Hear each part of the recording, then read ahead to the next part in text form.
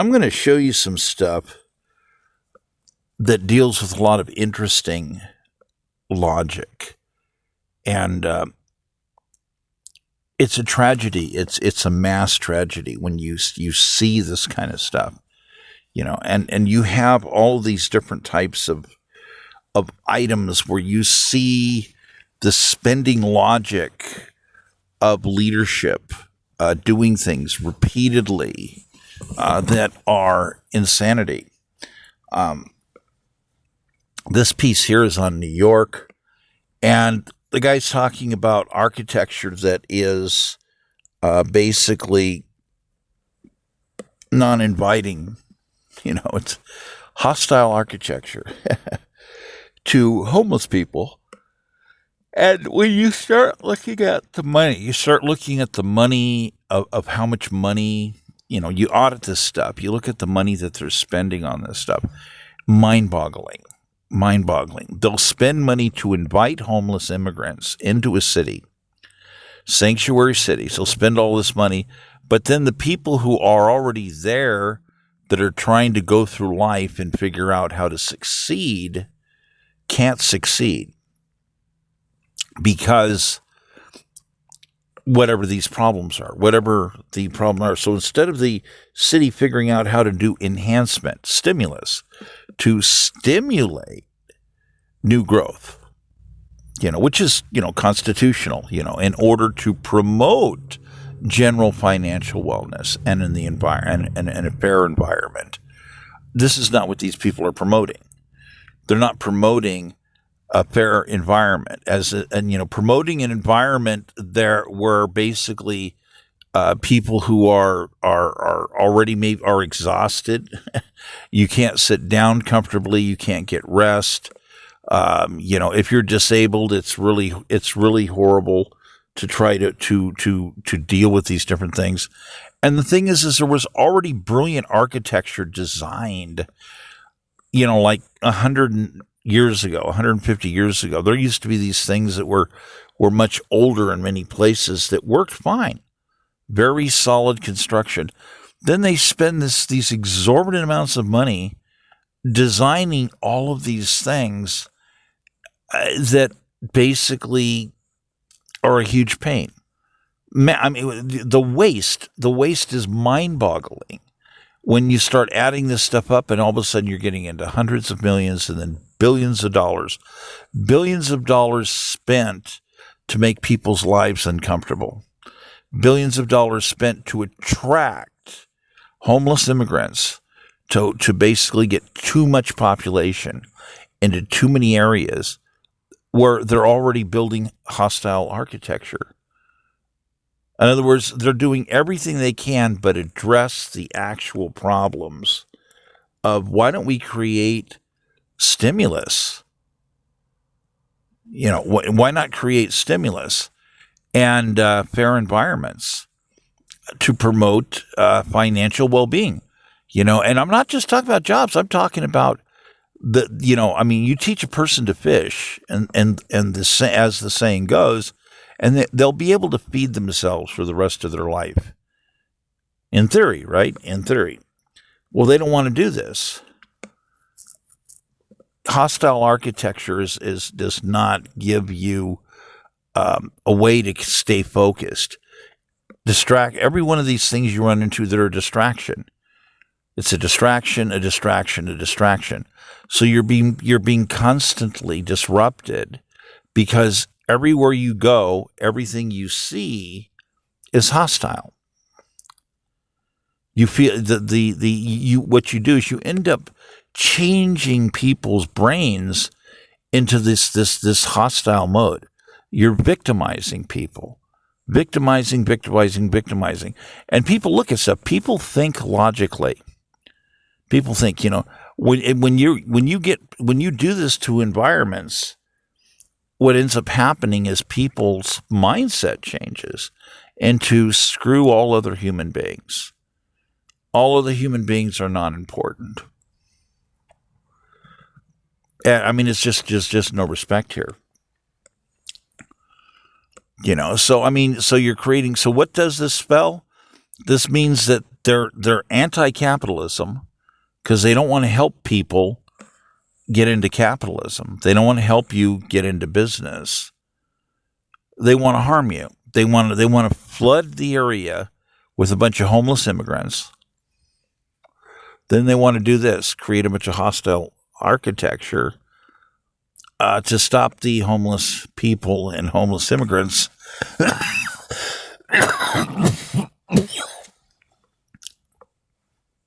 from being able to occupy an area, to use an area.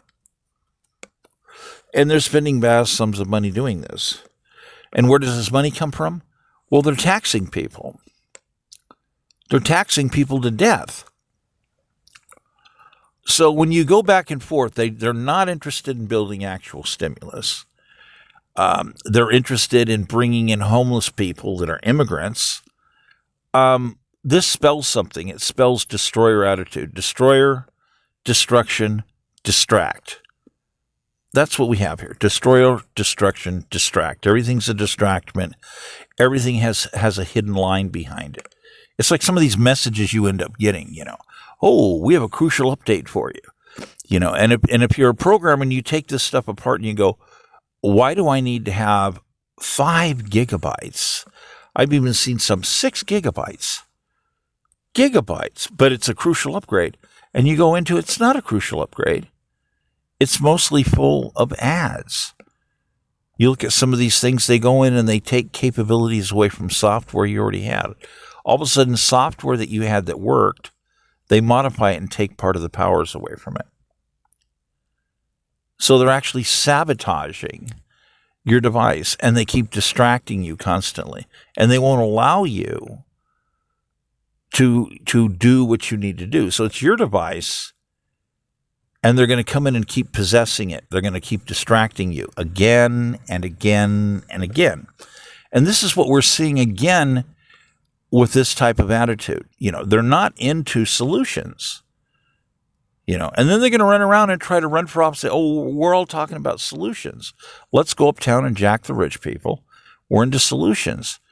But then they're going to spend more money and say, let's find more ways to attract homeless immigrants and spend more money insulting the people who are already struggling, trying to find a way to succeed. So now we need to start going on to some of the other areas. For instance, if we flip over to Los Angeles, for instance, I'm going to talk a little bit about it. I'm not going to put a bunch of images here. I can edit something like that later. But I remember, if we go back a period in time to, it started to begin really in the 80s, for the most part, in the 80s. What started happening was I was running for city council in one of the smaller sub-towns in Los Angeles County. And that campaign didn't go so well. I found that I was being harassed immediately by police officers, but not police. I was being harassed specifically by police officers who were in somebody else's pocket for somebody else's alignment, dealing with somebody else's program, because I was involved in things to find out why people's lives were being financially destabilized. Why is it that Los Angeles was having mass economic problems? Why it was in disintegration? And I was finding things out. I would go around, I would talk to people, and people would return and come back with information, so to speak.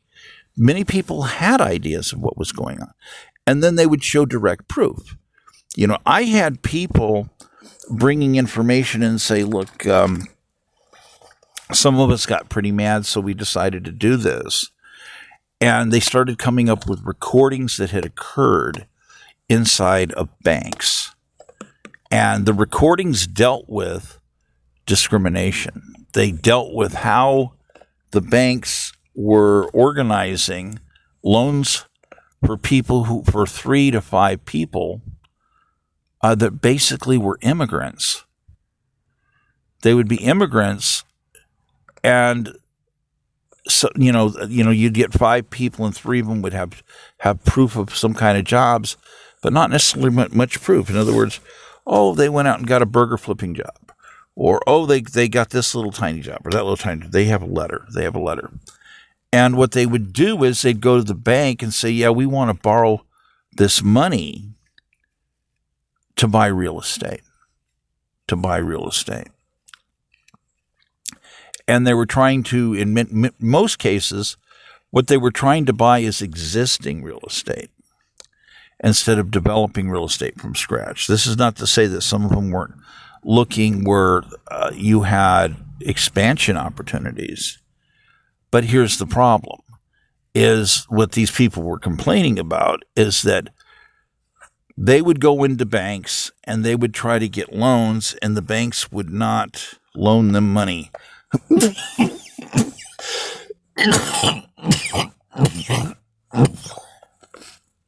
And so you have this group of people. They were convinced that there was a conspiracy, that there was some kind of syndicate operating in California, in particular in Los Angeles, and that there was mass discrimination going on. And what they believed was that white people were being discriminated against, that standard American citizens were being discriminated against in favor of a mass invasion of people who were not legitimate American citizens. So, and we're talking deep financial proofing of this. Where people could not get a business loan, they could not get a real estate loan. They were being discriminated against. So they'd come up with all these. They went out and they started going after deal of all this real estate that was available for sale, that the real estate agents had and whatnot. And they would do all types of different properties. And they'd go in and they'd have hidden cameras. And they would basically go into the banks and say, "Here, we want to do this." The bank would turn them down.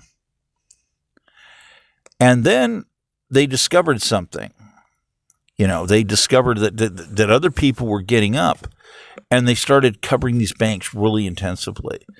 And they discovered something, that the banks got sued by MALDEF. MALDEF sued these banks and says, "Hey, you can't discriminate against Hispanic people, or we're going to sue you every time." And there were people who actually worked at some of these banks that were part of these people doing these investigations, these civil rights investigations.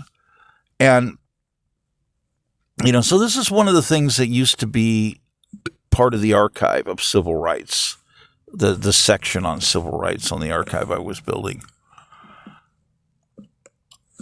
And, it also had a lot to do with when I was running for council, trying to run for city council. And, the corruption was massive, just massive. You would not believe the corruption that was all around. And there was this huge denial about the corruption. So eventually you had people that were, again, they got more and more people together. And some of these people worked at the banks. So they got to the point where people who worked at the banks couldn't get loans themselves. So here you have people that worked at the banks, couldn't get loans themselves, and decided to band together with other people to investigate and get the evidence, to get the proof of why certain things were happening. So, they would go through and get a hold of various banking records to show how many loans people were getting turned down for versus, the pattern was undeniable. It was massive. It was almost mind-boggling, the amount of evidence that was being turned up that would reveal itself regarding the numbers of where they stood, the mass discrimination. of how white people were being discriminated against, how single citizens were being discriminated against. So it was, and then it was more than that. It was couples.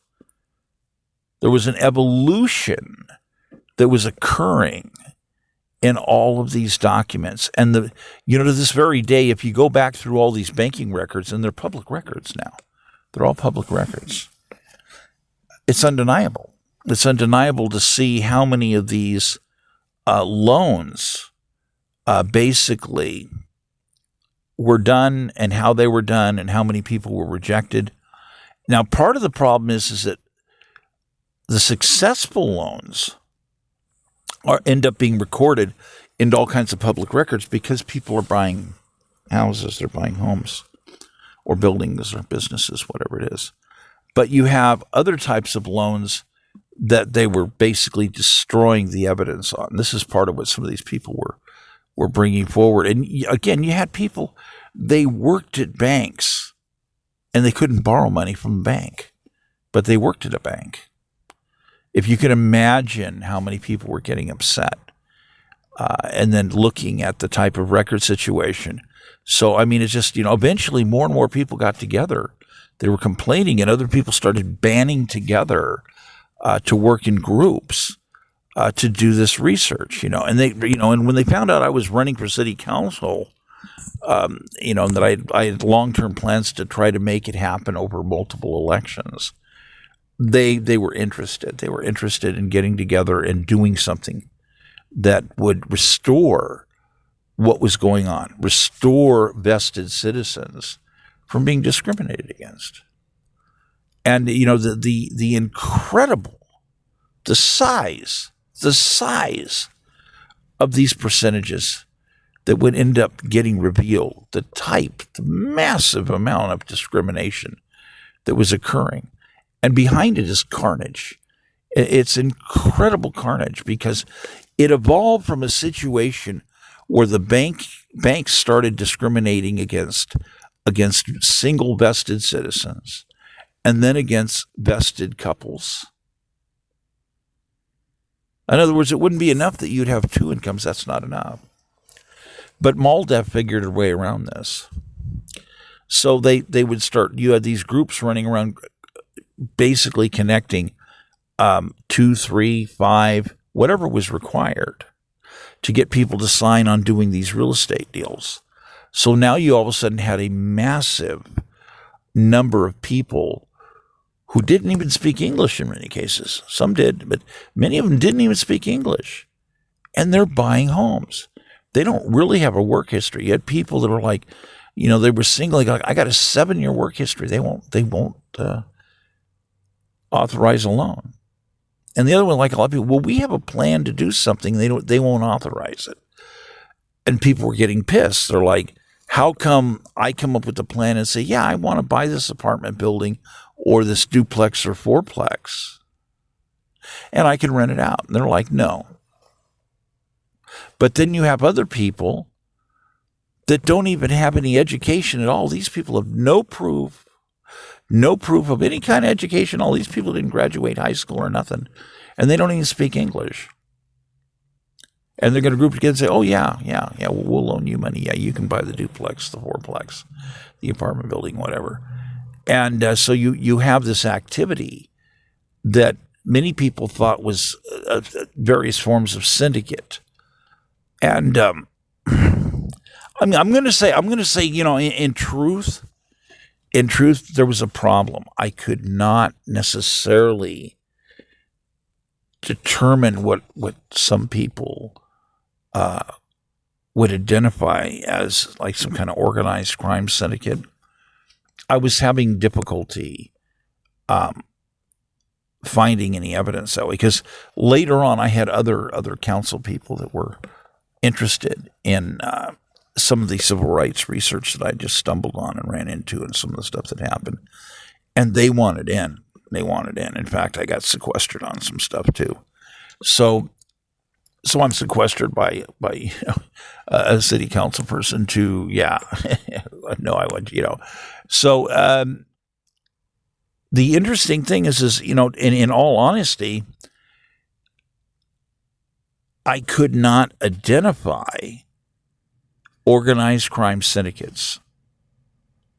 I could not necessarily prove the connection. There was no consistent information that would point to violence. There was no consistent information that would necessarily point to any kind of thing other than this attitude, this mental attitude. If you said, well, what if the connection was these people are actually communist and they're part of the Communist Party in some way, or Socialist Party, or whatever, and what they actually want to do is destabilize good citizens of the United States and bring in people from outside the United States to replace the business activities. The statistics clearly showed that. This is exactly the pattern of the materials that kept manifesting again and again and again. Is that the one thing that was consistent was totally in line with people who were in line with non-constitutional parties, political parties, and with foreign interest, continuously aligned with foreign interest. And this is very bad. We're talking about millions of people who were discriminated against over the course of 35 years. We're talking a massive commitment to intentionally financially destabilize opportunities for vested citizens. If I'm going to be completely honest about exactly what the data is saying, then I have to say, yeah, there's, these like this I could verify, this I could verify, and I tried to go in deep and see what I could find, to verify stuff, but, certain things were undeniable. People were mad. They'd say, yeah, here, look, I work at a bank. Look at these records. You have to see this, and then you have things like, yeah, we have recordings. Look right here. We would go in on, we want to get approved on a project. They'd say no. And here you go. Here's recordings of people while we're sitting there that are getting approved for other projects. And then you go research the other projects that they're approving. And you're like, wow, they're discriminating against vested citizens. It's undeniable. It was just undeniable again and again and again and again and again. And you just keep finding all of these records. And you'd ask yourself, well, why is the banking community participating in destabilization of vested citizens? This is like a really tough one. It's a really tough one, Is there somehow an ultimate greed thing? Is there a shortage of money? Is there this rat packing of foreigners grouping together that are taking priority by basically coming along the money sugar tree and suckling on it and sucking up all the opportunity? How is this going? And how is it that there's no policing in government? How is it that they could not discover this? That they don't see these patterns? It's undeniable, massive patterns. Now we have AI, and AI is just going to totally rip apart all these various patterns about all of these things that happened, and the carnage of what happened to people's lives, the carnage of all the vested citizens that were discriminated against, and this symmetry. And the evidence keeps coming back down to Communist and Socialist Party activity, a bunch of Marxists, basically, that are involving themselves in poisoning the way that money markets are managed, respective to giving access to vested citizens, because you end up with a lot of people going, well, I went down there with the program and said, hey, yeah, I want to buy this fourplex and I'm going to rent it out. It's a solid business concept. Yeah, I want to do this. And there's like, oh no, you're only one person. There's no way we can guarantee that your income's going to stay solid. And they go, I'm going to be renting out 3 of the 4 units. It's like, that in itself guarantees the payment on the loan right there. Plus, be able to work. It's like, but there's no guarantee you're going to have an income. And then the very same deal later on, in some instances, deals that were turned down had exactly the same deal proposed.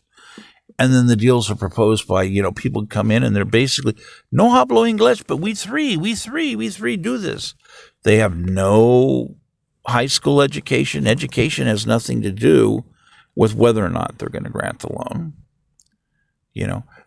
Vested citizenship apparently has nothing to do with whether they're going to grant the loan. They only see 3 people. Oh, well, because there's 3 people. And then some people say, well, that's kind of sort of illegal.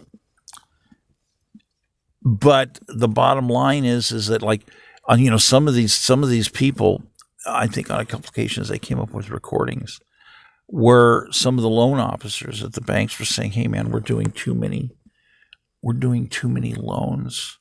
We're discriminating against vested citizens, even vested couples, and giving all these loans to these other people. And the banks confronted, they're like, oh, well, we'll get sued by MALDEF.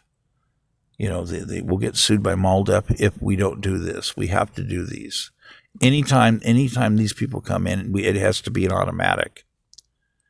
So on paper, a bunch of people who just sign documents, who have no history in America whatsoever, come in and say, yeah, there's 5 of us, here you go. They must approve the loan. And so this is the people, some of this is discovered by the people who work at the banks, man, going, man, this is just totally out of line that they're doing this.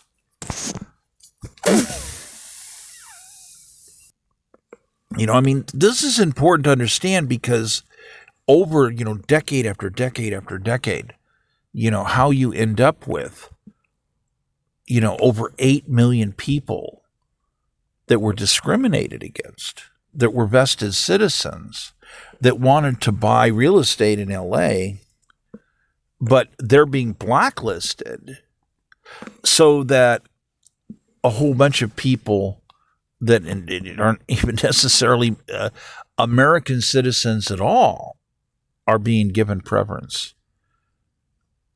So, you have vested citizens getting the priority that says you are lesser than a non-citizen at this bank. And this is part of the reality of what has been going on in Los Angeles County. So you have a massive financial disruption due to everything seems to indicate some form of communist or socialist party association belief system. So then you have other massive activities on different stuff, so, and you have a series of excuses, but it's a mindset again and again and again, so what do you do with that? What do you do when AI is going to review every loan that was ever done in the whole country? Massive auditing is going to occur. And when you look at these numbers and the discovery of what's coming through and see what happened and see how vested citizens were discriminated against and literally being forced out of financial opportunity in their own country, blacklisted. It's just mind-boggling to understand how the truth of these statistics come out. And then you have those of us who, participated in the archiving of materials involving different people's investigations. Virtually all of these people I talk about, they've either disappeared or they're dead. Almost all of them. And there are even questions, there are deep questions about, was there any foul play? A whole bunch of questions just missing. What happened? And when you have archives and your archives keep coming under attack again and again, and you have people, I've had people that were agents of the federal government disclose to me and say, you would not believe what's going on. That there are parts of the government that are infiltrated, that they're blacklisting vested citizens. And it's a problem. That there is a problem with people that are aiding and abetting other people. And there's a problem with these people deliberately discriminating against people to destroy their lives financially. The more you investigate, the more you find. When you end up getting testimony, when you get, 5, 6, 7, 10, 12 people that are either FBI agents or somebody that has, deep connectivity in government, verifying certain facts, it becomes very, very deep, and you get to understand more and more. And then it's the evidence. It's the evidence that just won't go away, so there's so much evidence at this point. What you're ending up with is what we see here recently. You have Gavin Newsom stepping up in what was a policy of blacklisting, a policy of non-investigation, a policy to actively aid and abet and give comfort to enemy forces, to stop people from doing legitimate investigations, to stop people from basically trying to seek fairness to occur in the justice system, to stop people from even posting information publicly on the web. And now they turned it into law. Oh, it's illegal to investigate. Here's a news conference, and you'll see even what seems to be particular pointing at certain people and stuff. The chat and the ballot things and stuff, but they make it law. You have to read these understandings of how deep what it means, because they have another law that says that if any other law they do has a tendency to say a certain thing, that symmetry also applies in certain other areas.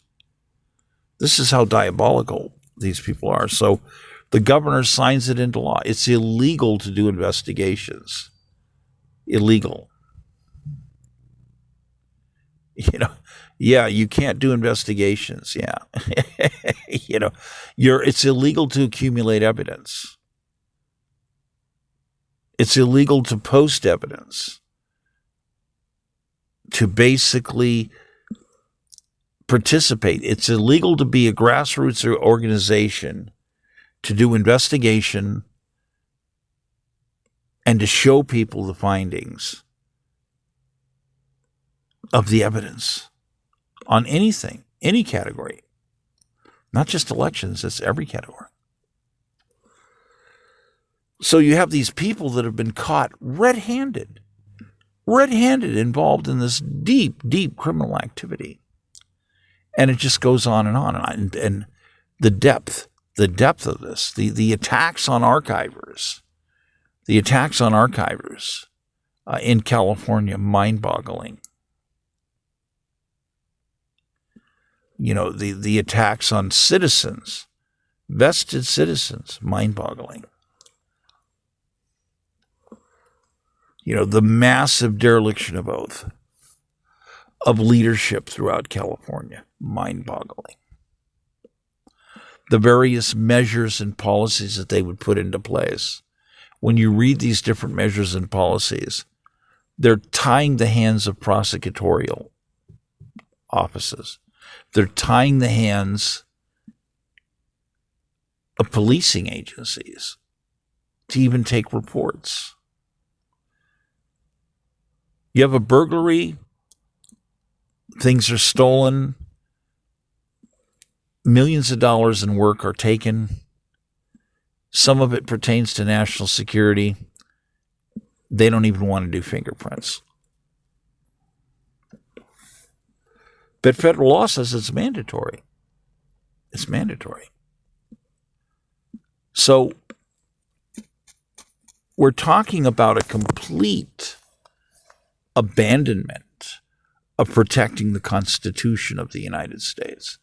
We're now at the deepest levels of intent of what these parties have been involved in. And now they've made it law. Now the governor stands up and makes it law. But he's not the legitimate governor either. He's not the legitimate governor. He participated in a coup,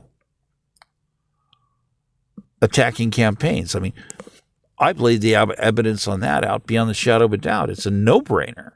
It's a complete and utter no-brainer. You know, I mean, I've talked to many attorneys. You know, ongoing listing with the state bar, and you get people that basically they don't want to deal with the case. Eventually, you get people to fight to explain it. You know, we're afraid for our family and for our friends and for our futures and our careers if we take on cases to try to prosecute these types of people because they're dangerous. They're RICOs. They'll murder people. They'll do things to. They don't even have to murder people. You know, they'll just keep maintaining various types of blacklist endlessly, to where your cell phones won't work. You know, to where you can never get credit.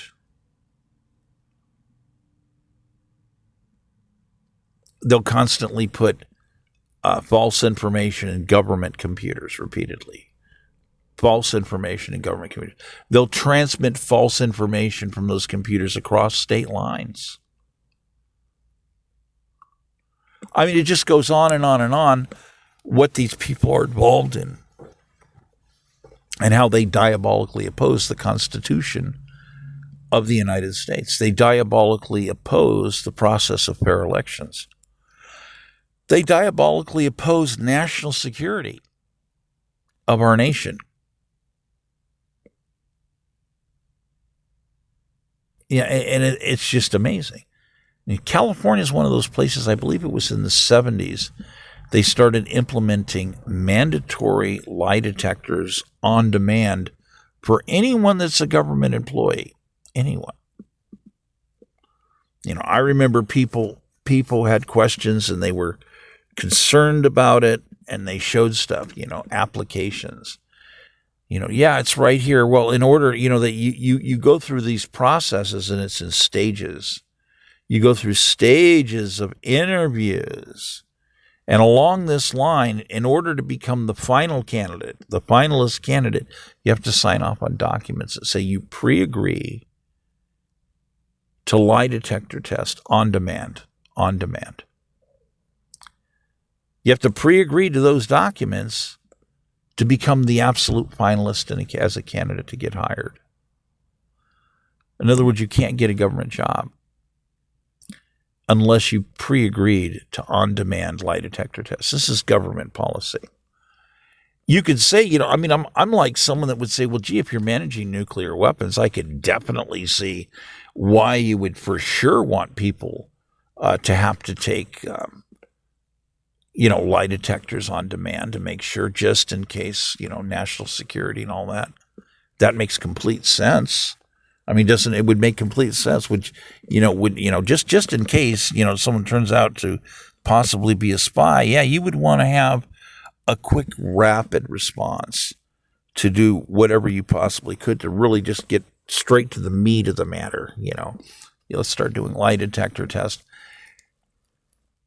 Make sure, because you don't want to let them get into managing nuclear weapons now, would we? We definitely would. I mean, that makes complete sense, right? So we have this system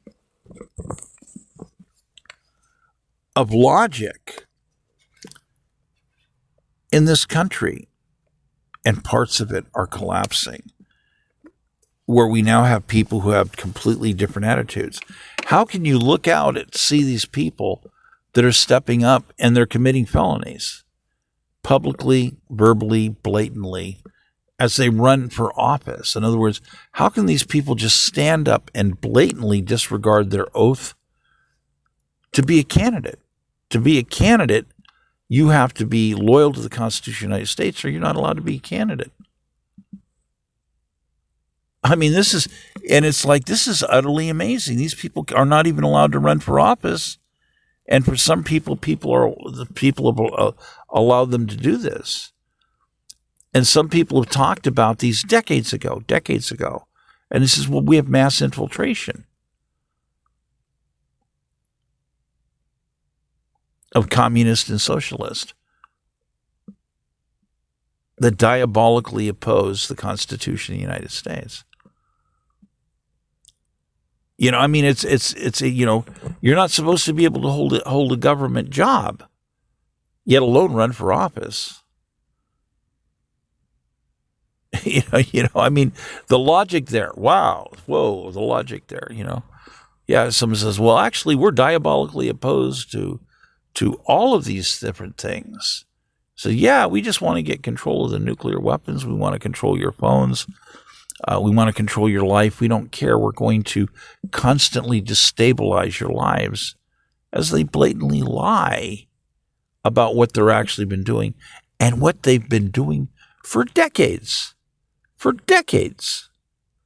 And now AI is going to rip this all apart. AI, working with the AIs that I've been working with, the discovery process and the auditing to discover all this stuff. And then you can see the pattern of why states like California don't want to cooperate with auditing. They don't want to cooperate with actual transparency. And I'm one of the people that sit there and say, well, there's certain areas where you might have certain things that's secure information that you can't necessarily share. This makes a certain amount of sense on some things. But you have other areas where it's like, no, there's no reason not to have certain statistics public. And these people don't want to share anything. And it's so actionable. That's the biggest thing. It's so incredibly actionable to arrest people for these things that they're doing and put them on trial. Remove their citizenship.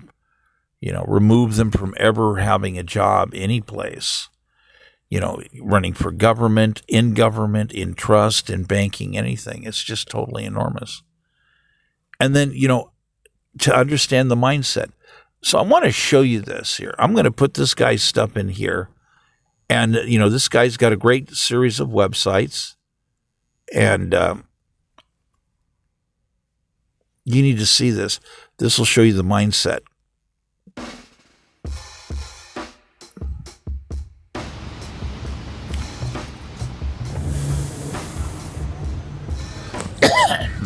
What the heck are these things? And why are there 5 of them? The goal was to prevent homeless from sleeping under this bridge. Instead, it backlashed with outrage from the town. Armrests in the middle of benches to large rocks added underneath bridges. Homeless advocates call these designs hostile architecture or anti-homeless. In London and Paris, you see spikes on windowsills. In D.C., a curved bench. Hostile architecture is when cities put features in the architecture to try to keep homeless people away. Spikes that would hurt people seemed like a bad idea.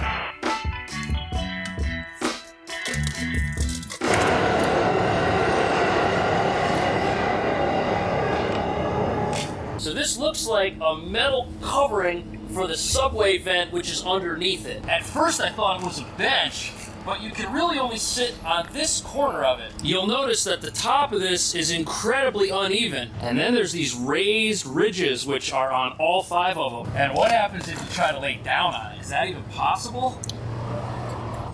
It's like the most uncomfortable thing I've ever experienced. This ridge right here is going into my spine, and that's on purpose, and this is called hostile architecture. And critics of hostile architecture say that usually these types of installations are cruel and unnecessary because they target the needy. And we're gonna look at a whole bunch of examples of this. Subway benches that serve no purpose, a train station designed to make you go crazy, and several parks that look nice, but were designed to be so uncomfortable that you'll leave after 5 or 10 minutes, and they're all here in New York. Now, hostile or defensive architecture consists of public installations like this, which are designed to do one thing while preventing another thing. This right here is a normal uncovered subway grate. You know, I want you to think about how expensive this is, because some of this stuff, I've looked some of it up, it's enormously expensive. You know, you're talking about things that were systems before that were in place, and then all of a sudden they decide to tear them out. There was nothing wrong with them. They worked fine. And do something different that also costs more money. And then on top of this, I'm going to tell you, you have areas that every 2 years they would decide to do something different. So they would install something, and then all of a sudden, 2 years later, they're going to install something different. And again, the amount of money, the mindset that these people are going to keep spending this massive sum of money on a destabilization concept. The entire idea is, it's a mindset. Destabilize human beings, destabilize people. And at the same time, they're doing a sanctuary city situation. They're attracting homeless immigrants to come to the city, as many of them as possible. Yet here they're going to take a hostile attitude towards homeless people. The more you look at it, the more you understand it's the mindset that they're revealing. Their mindset is to cause mass disruption in human beings' lives, to just make it uncomfortable for any human beings wherever they go, while trying to pretend that they're doing something. I mean, you know, like, oh, no, look at this. Look how artful it looks. Look at this. No, this is ridiculousness. This is a mindset, a destroyer mindset. They are intent on destroying people's lives. I mean, everybody's life. You know, again, it's a massive mindset everywhere you go. This guy does an incredible job to show this. Let's continue. And in the wintertime, when it's cold out, someone with nowhere to go might want to use an area like this to help keep warm, because warm air comes out of here. And right now, New York City is experiencing record homelessness. And lately, both private developers and the city have been building all sorts of things like this, but they've got to be really sneaky about it, because when I found out what these were, it made me pretty uncomfortable to realize that they were specifically designed to stop people who have nothing from staying warm in the wintertime. Is that okay? And sometimes when cities build stuff like this, people find out and get really upset. And that's what happened 2 years ago when the city started introducing hostile architecture to the subway system. Could you use up to $800? Find it at BioLife. Up to $800 is waiting for you. Just donate plasma, get paid for each donation.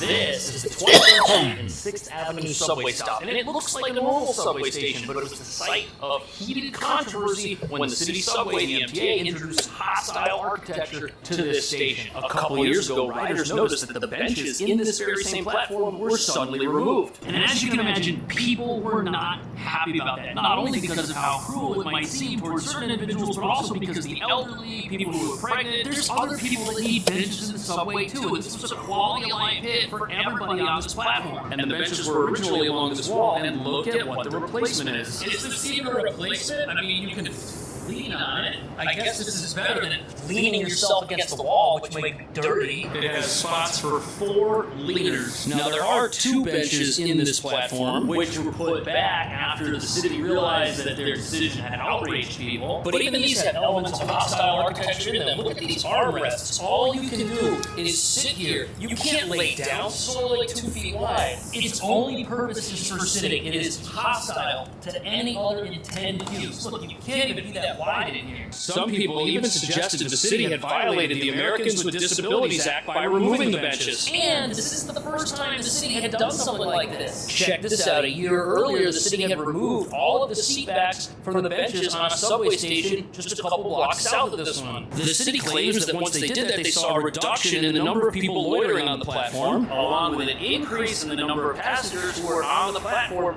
waiting for trains. But by removing the seat backs from the benches that were already there, they essentially did exactly what this is by creating something that's less functional and lowers everyone's quality of use when they're in the subway. And I'm noticing that this is a trend because look at all the people standing with nowhere to sit. You see these concrete patches right here? There was something here. It was probably a bench. It looks to be about that wide. There's one other over here by the door. And there are no benches anywhere else. Just one more spot to lean right over there. And before we look at how the city is using these same type of designs at a brand new train station and a bunch of public parks, it's important to understand that this is exposing the dark side of this type of architecture. Because there might be benefits as far as the orderliness of the subway system is concerned, but New York City gets pretty cold in the wintertime, and the subway is a place where New Yorkers go when they have nowhere else to go so that they don't freeze. And yes, the city has shelters, but they have a rather poor reputation. And because of New York's asylum crisis, the shelter system's already maxed out. And since the shelters are perceived as being dangerous, it makes tons of sense that people would rather take their chances in a place like this. And removing subway benches doesn't do anything to make people less homeless. They're still homeless, even if you remove the benches, and they still got nowhere to go. And most critics of these types of policies, they want to clean subway too, but they don't really think it's fair to take from people who already have so little.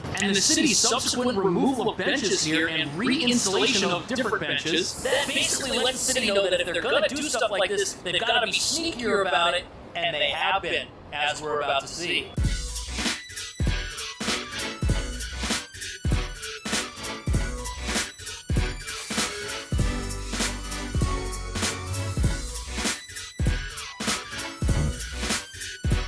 Isn't that wild? This is a pretty impressive train station, but there are some serious problems with it that we'll get into. But first, it's important to understand that many aspects of this design and other hostile designs are nice. Nice to look at, not necessarily nice to use. But this is called the Moynihan Trail, and it is the newest train station in New York City. Building it cost over $1 billion, and it was completed just a couple of years ago. It also has this gorgeous glass ceiling, which is a throwback to Penn Station's original design. Penn Station is where Madison Square Garden is. That's directly across the street. And this is what that used to look like. And as far as train stations go, this is pretty nice. Look, there's a full Walgreens in here. There's an eatery with a bunch of restaurants. The ticketing areas. Everything here is gorgeous. But there's one glaring flaw. And no, it's not that fixing the expensive glass roof is something that takes a while and it's hard to do. Look at the size of that cherry picker they got right there. Do you see the problem? There's no seats. And that's why every single person in this billion-dollar terminal is standing. And it's a train station. The only thing there is to do here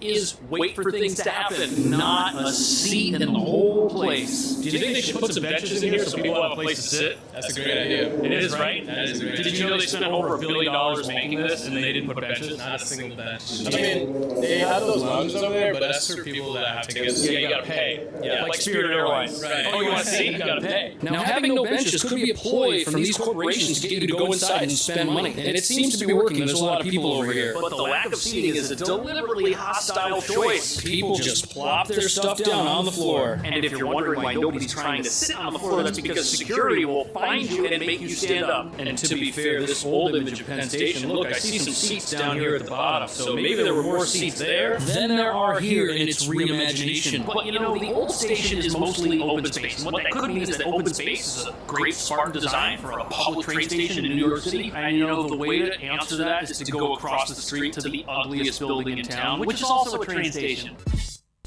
I can't keep track of all my subscriptions, but my BFF Experian can, and could help me easily cancel the ones.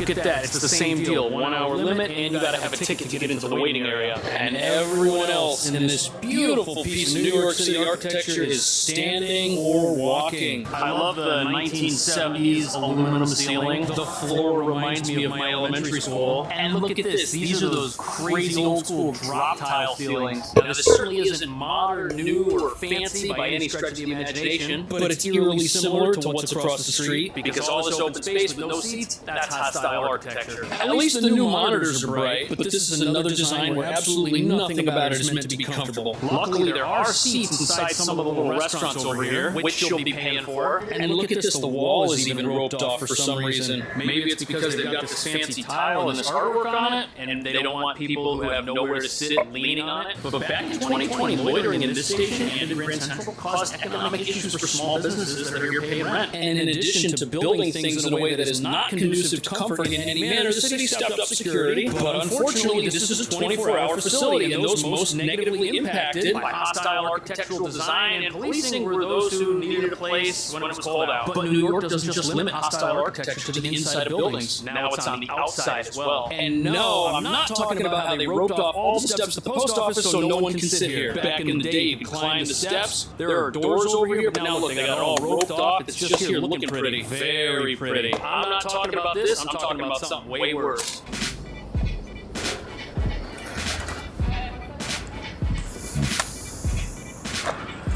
This isn't really comfortable. I can't believe whoever designed this calls this a bench and got away with it. It's actually like a barrier if you think about it. This is the Highline Park, and it's actually a park built upon an old railway track, which means many parts of it are skinny and narrow, but it's also very long. It goes like 15 blocks. There be some of the old train tracks right there underneath us, and I'm guessing that these barrier benches serve to move the flow of traffic down the park. And I guess they don't want big groups inside these little triangle areas. Oh look, another awkward place to sit. I feel like I'm a little close to the traffic here. And this is what happens if you try to lay down on it. Look, my shoulders and arms are falling off the side. What a bizarre way to construct something. There's no way you're going to sit on a bench like this for very long. Maybe just long enough to eat a sweet green salad. And look at this geometric nightmare right here. I bet people were getting hurt on this thing. That's why they had to rope it off. You can see that these two benches are basically here to tell this traffic to go this way and have this traffic come this way. Only someone with a college degree could have come up with this. I know, because I have a degree. Now, in spite of how this entire section of the park is textbook hostile architecture, that changes in this area that opens up. Because over here, we've got what seems to be an actual seat. This is definitely better than the awkward bench. And I'm pretty sure the designers of this park envisioned it as an urban pathway that leads north to south along Manhattan's west side, with some areas being akin to a nature walk, and others doubling as observation points. Isn't that cool? You can look down here, see the street, take in the views. It's definitely a beautiful park. If you're ever around here, you should come out here and walk on it and sit on it. And from time to time, they will put in very bizarre art installations. Like this pink tree, which probably symbolizes something. Also of note, this is a private park, and it does close at a certain point. So it's not like Central Park, where you should expect to be able to go in and leave at any point you want. Check out these hostile bleachers. Maybe it's modern, maybe it's futuristic, but not exactly comfortable. And there's about as much legroom here as Spirit Airlines will give you. I don't think you can stay here for a very long period of time. And maybe that's the point. But what if a group of people went to a place that was filled with hostile architecture here in New York and tried to stay there? What would happen? That's what we're going to go find out.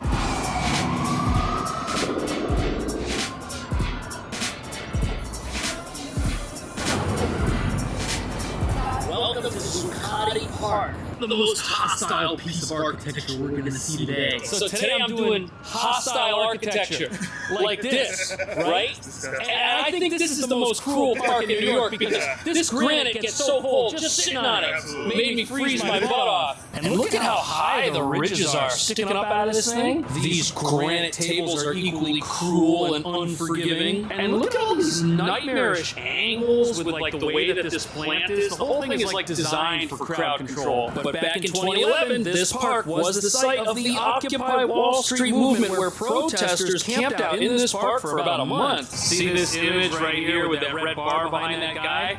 That was taken right over here. And whether you agree with their message or not, it took a lot of determination to stay in this place for more than 15 minutes. I mean, it is just a barren landscape. And yes, there are trees. But look at their position. They're only designed to eliminate crowds of people. Between these benches, these trees, and these weird plant boxes right here, it's tough to have like a mass gathering. And look at this little ridge that just kind of winds along here and goes up into the stairs. The whole thing is just, whoever built it wanted it to be here, and they wanted it to be looked at, and that's about it. Also, the protesters weren't here during the summer either. They were here from mid-October until about the end of November. It gets cold at night here in New York. Now, yes, the Occupy Wall Street movement did have significant support. There were a lot of people who donated and helped the people that were here stay here as long as they could. Sleeping bags and food. The library, there was Wi-Fi here in the park. I'm sure there were bathrooms too because I don't see any. Now, since 2011, the same type of mass takeover of this park hasn't happened before. And I guess these awful benches, I guess they do deter, but is that really how we want to build things? Should we build things in New York in a way that maybe doesn't lower everyone's standard of living all at the exact same time? Let me know what you think. Thanks for watching. I'll see you in the next one. See this scratch? Auto shops will easily charge you. Okay, now, there's a lot of different people out there that are interesting, John Stossel, I recommend to people, you need at least 25 hours of John Stossel. He has lots of material. And this guy, he's interesting. You can peruse through his stuff really fast. 5 to 10 hours of this guy's work right here, of Cash Jordan's work, is something that I would highly recommend, because this guy just has so many things that he will cover, and he brings a logic about what's going on in the mindsets. Because one of the big things that basically we're dealing with here is dealing with the problems of certain types of mindsets. And because we're supposed to be a colonial community, originally we're colonialist, we're colonials, and we're actually into community. At least we used to be. Yet we're capitalist. And then we decide to say, hey, look, what we really want to do is constitutionalize the whole package. And we want to infuse a form of East Indies Company into government. And that's originally how the government was designed, is to do mass facilitation. We're supposed to actually, vested citizens, not necessarily immigrants, but vested citizens are supposed to have unlimited access to the U.S. Treasury to get money to develop longevous assets. Hard assets. Primary number one is real estate. Of course, you can build that wholesale, 70 cents on the dollar. This, as well as lands, because we're also what? What are we? We're a big land company. Always been that way. We're a big land company, and public servants are temporary parties to do a service to all of us. It's like we're a collective, we are investors, and these people are temporary. They're supposed to give us the best pitch for the best stimulus programs, because that's what the Constitution is about, in order to promote general financial wellness and fairness. People go, that's communism. No, it's not. The entire point is for us to succeed building, making, obtaining assets for ourselves, having more capabilities, being able to continuously grow. But that's not what we end up having. We end up having all these different people that are coming from all over the world that basically are stuck in false mindsets. If you look around, you'll see that, the history of Marxism, communism, and socialism never worked. They always collapse. They end badly. You're talking about, this is where you end up having, if you look at these things, whether it's Marxism, communism, or socialism, any of these combinations, they end up hauling away vast numbers of people and murdering them. They end up discriminating and bringing destructiveness to people. They end up discouraging people. They end up making wage slavery. They end up making these phony commitments to a bunch of weird, ridiculous wage slavery unionism that goes no place. So that and it always fails. And there's over 300 million people dead. And the shocker is that if you're really good in history, you find all this evidence that shows you. It goes all the way back to the Royal German Empire. And they intentionally got together with multiple syndicates, multiple different miniature oligarchs and all these different people. And they engineered stuff. A massive omni-puppeting scheme.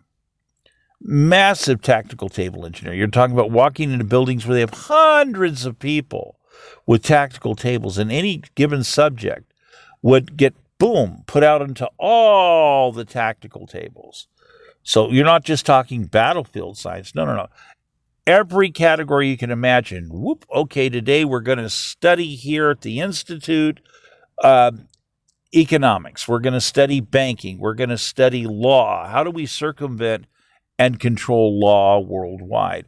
How do we study medical science, circumvent it, take control of it, and lever it worldwide? Again and again and again, and you have all these people that are massive failures when studying these type of things that end up trying to point and say, oh, well, look at the big banks and this and that.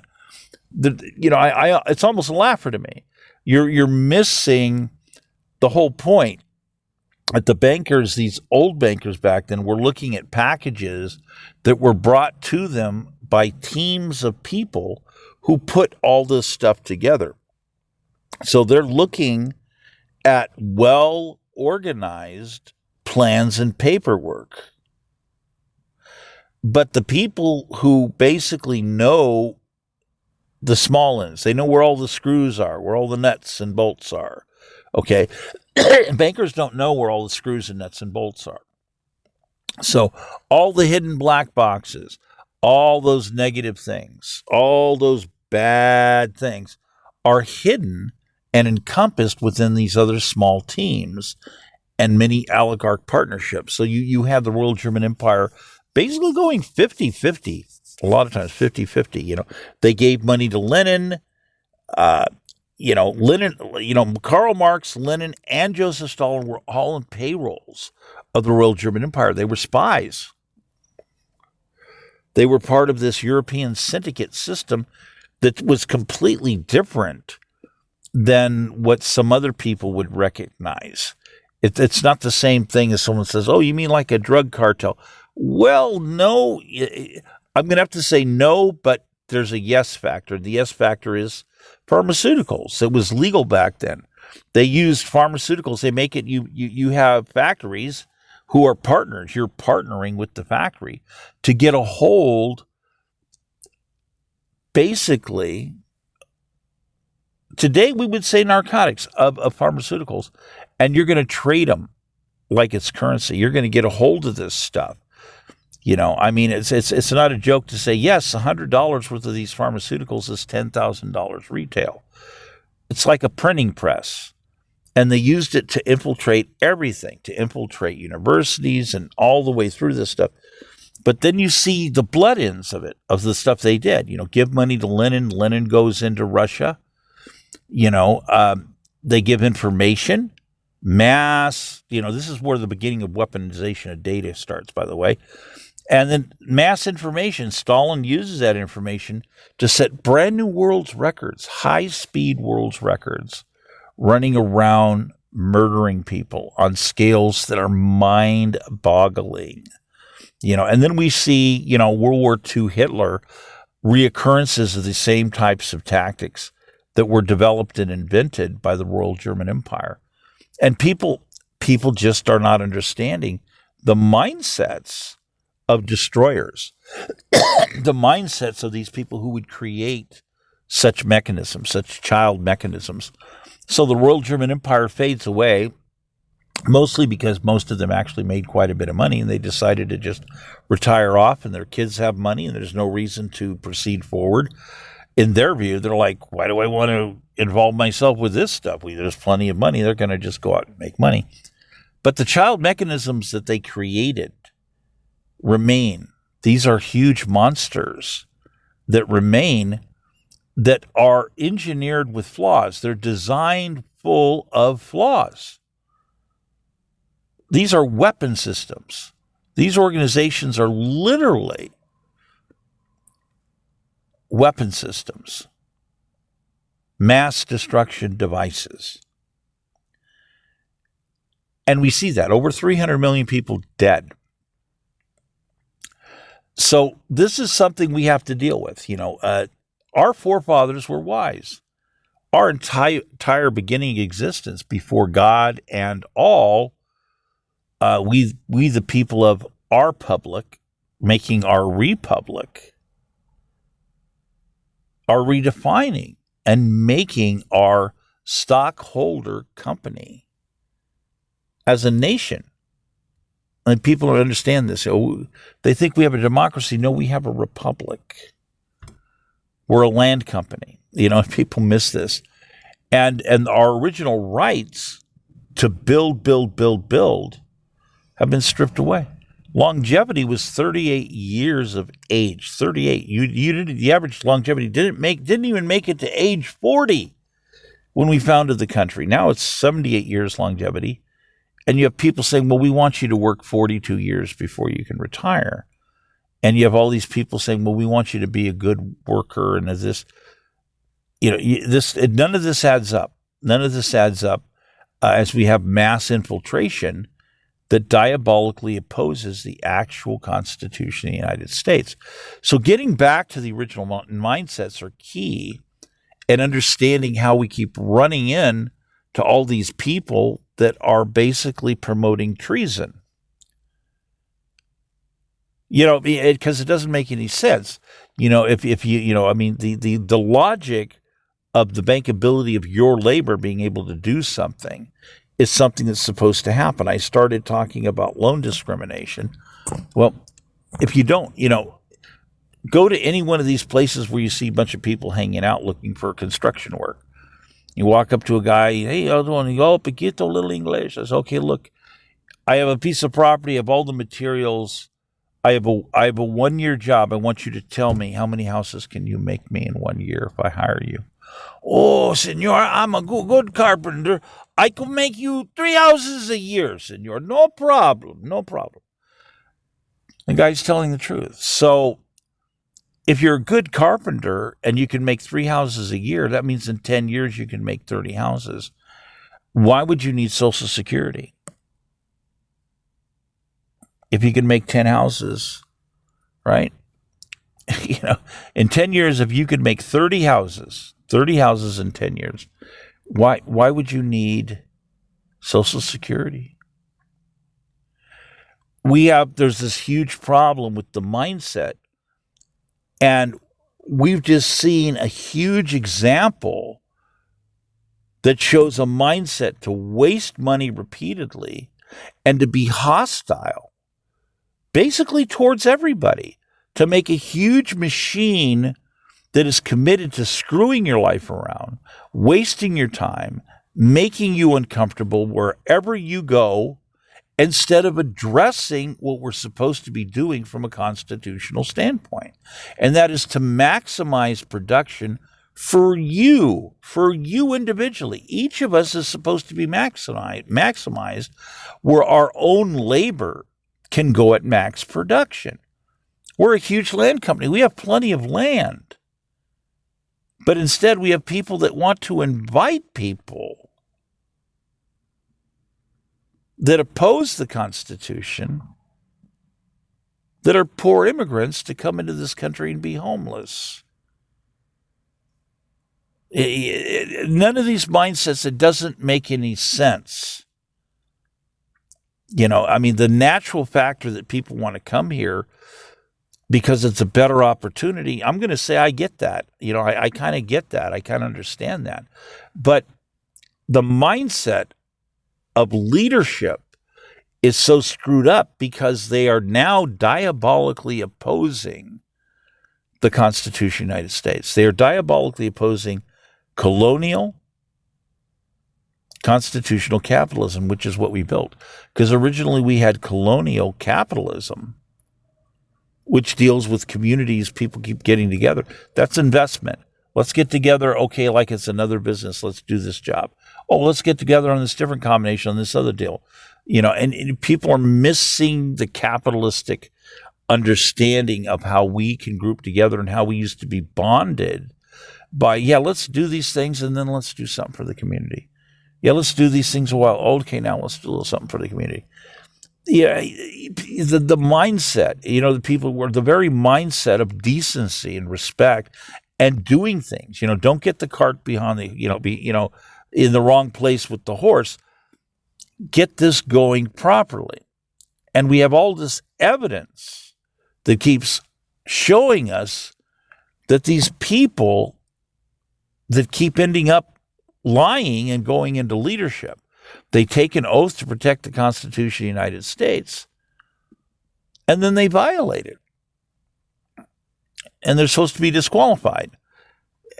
So we have to do something about the original mindsets and regain it. We have to regain that respect, and we have to focus on this the right way.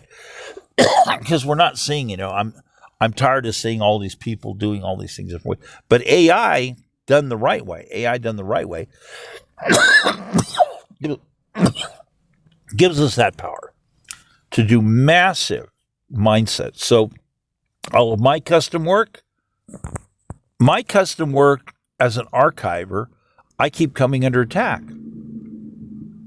again and again and again by these criminals, mostly in California. And they owe me over $10 billion. They attack my campaigns, my archives, all this stuff. And when you go to prosecute them, they say, oh, we're not allowed to prosecute. We're not allowed to investigate. And so we now have a lot of people that have gone independent.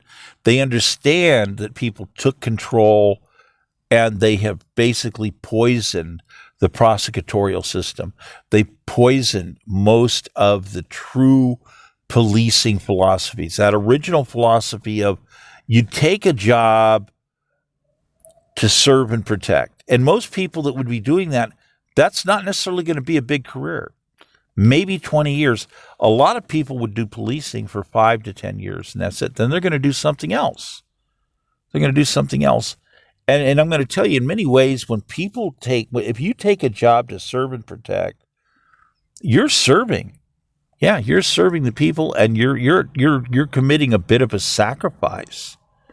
You're committing a bit of a sacrifice because you could be making more money doing other things.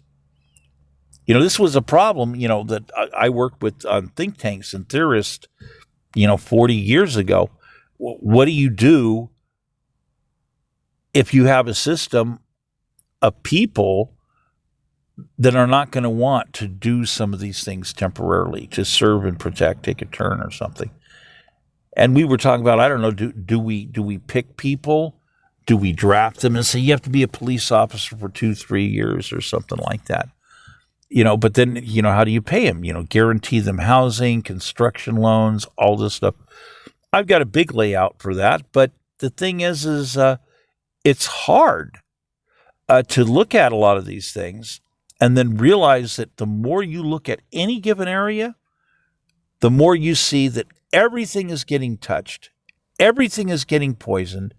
We have these bad players reaching in with their destabilization hands, and they're poisoning everything. And we have to put a stop to that.